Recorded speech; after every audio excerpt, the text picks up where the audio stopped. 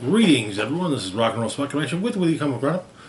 We're about the midway point for this week's Marvel books. So let's keep on trucking with Venom War, Zombiotes, #1. Venom War, yeah, a bunch of the future versions of Eddie Brock are basically going to war with Dylan Brock and his symbiotic allies. Others are also involved: Spider-Man, Black Widow, Agent Anti-Venom, and so forth. Anyways, the issue opens with a couple of security guards, security guys driving an armored car. They're hearing about one of them's hearing on the radio about seems to be a zombie apocalypse in the city. And also there's an outbreak at the morgue. One of the guards looks out and sees what he thinks is Spider-Man, and he's suddenly attacked by a symbiote, a zombiote.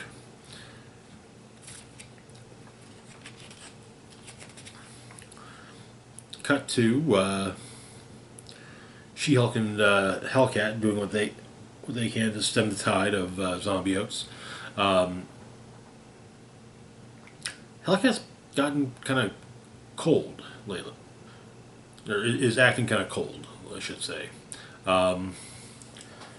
Making basically telling a kid that her father who's got bitten is dead, then pulling a zombie's head off, whereas She-Hulk is just, punching. But Hellcat gets swarmed. Meanwhile, the Sinister Sinister 3, I guess, Shocker, Overdrive, and Speed Demon are pulling off a job. Apparently, they're robbing the armored car that from earlier in the book.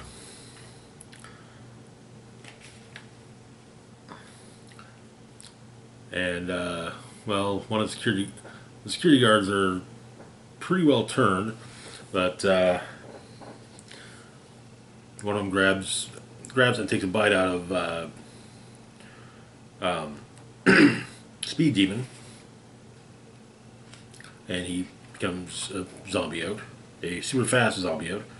Overdrive and Shocker steal a car, which Overdrive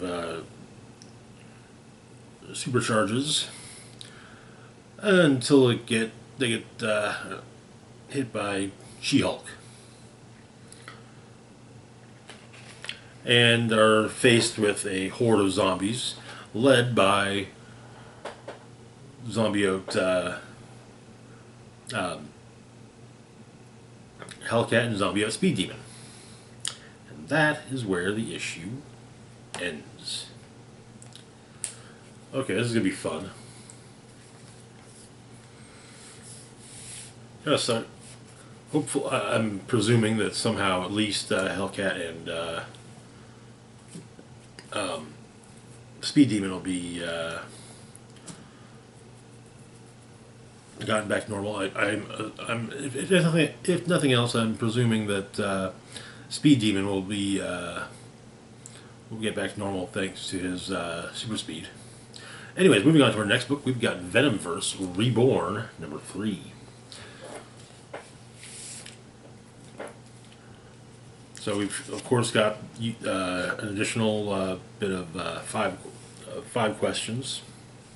I think leaving it with the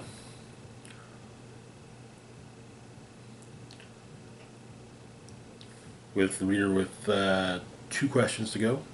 We got Beyond the Void by Steve Fox, Cannibalism Comics by Ryan North, and The Kid Who Loved Venom by Jerry Dugan. And we actually got a really neat shot here on the first page. A venomized brood with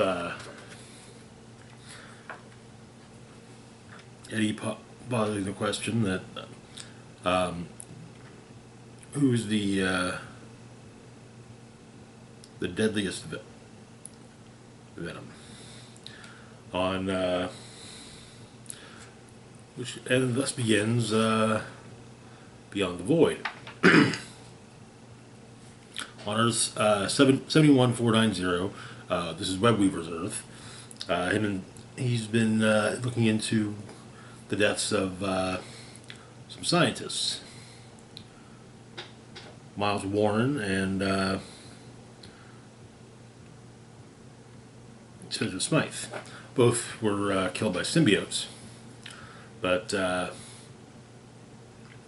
Silk of his Earth tells him his story. Apparently, him and his sister Cindy, their parents were killed by a symbiote. They were both infected. Cindy did what she could to take the symbiote into herself from her brother, and he recovered. But she became Venom. And so that's who's attacking, who's been killing, the scientists, Spencer Smythe, Miles Warren, and Mental Strong. And Silk suggests that Webweaver let his sister go. But Shield, led by director Misty Knight,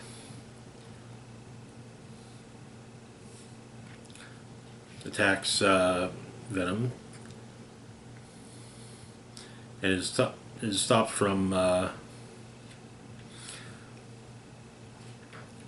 killing the Shield agents by her brother, and that is where the story ends. Next, we've got the story with Venom Rex, Cannibalism Comics. It's a one-page story, but basically, Venom Rex says that hey, well, it's not. Everyone frowns on cannibalism, but if you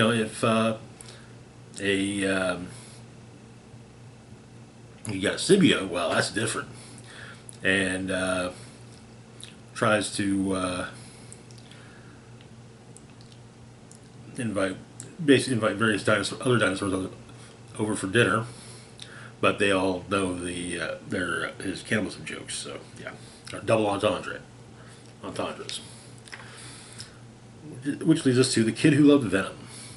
In a world where Venom is deemed a superhero, full-on superhero, and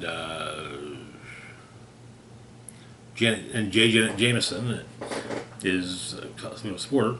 Apparently, Venom stopped Hydra Cap, and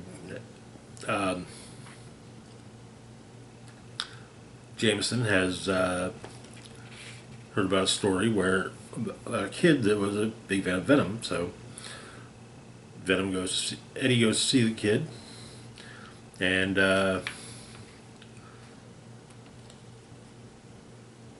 apparently on this Earth, Venom killed Spider-Man in Rockefeller Center, and then squashed him with a Zamboni. But Venom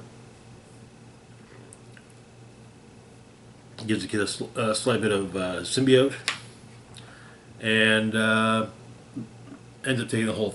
The kid takes the whole thing, and becomes leaving.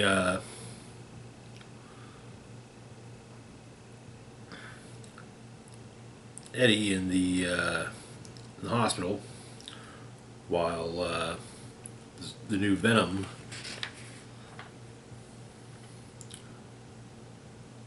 who's now recovered from his illness swings out into the world.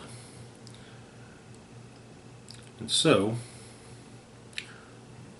there are two final questions, and that is where the issue ends. I do love seeing various the Venomverse and Spider-Verse books are quite fun in my opinion. Getting to see the multiversal variants. Moving on though to our last book for the moment, we've got Venom: Separation Anxiety #4. Where we left off, this is set in the past. Venom has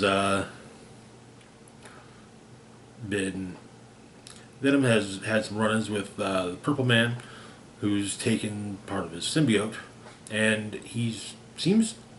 every time he touches the Purple Man, however, it seems that the Purple Man is stealing more of the symbiote, and he's managed to get himself a bit of an army. Purple Man has stopped off at a bar called the Foxhole with recounts his creation and the creation of the psychoprism, which he's wanting to get back to exert his will on everyone. But and the article that was being written on Venom for Joy, by Joy, has been canceled, as Jameson figured he didn't want to glorify a vigilante. But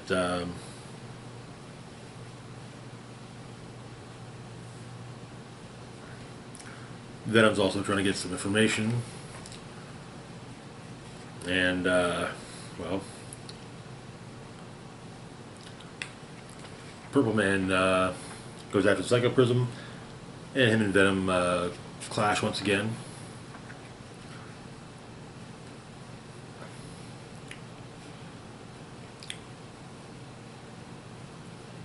And looks like Venom potentially has Psychoprism, but and well, Purple Man wants it. And so, the folks who took the Psychoprism in the first place deploy their assets. The Rhino. And since Venom's weakened because of lack of symbiote matter within the symbiote, he's able. Apparently, Rhino can hurt him, but Kilgrave managed to get a hold of the Psychoprism, and basically get everyone and start working on his plan to, well, take over the world. Venom stows away on a cargo container, and it has Kilgrave and the Psychoprism, and apparently Kilgrave has sprung a trap. But that is where the issue ends. Leave the trap unknown. I'm digging the Venom minis we've been having the last few years. Anyways, that's going to do it for now. As always, feel free to like, share, and subscribe. Huge shout out to Patreon patron Redman is the Penis. Thank you so much for your support. It's very much appreciated. Links to my Facebook, Twitter, Blue Sky, Instagram, Mastodon, Patreon, and PayPal can be found in the description box down below. This is Rock and Roll Spock signing off saying, live long and rock hard.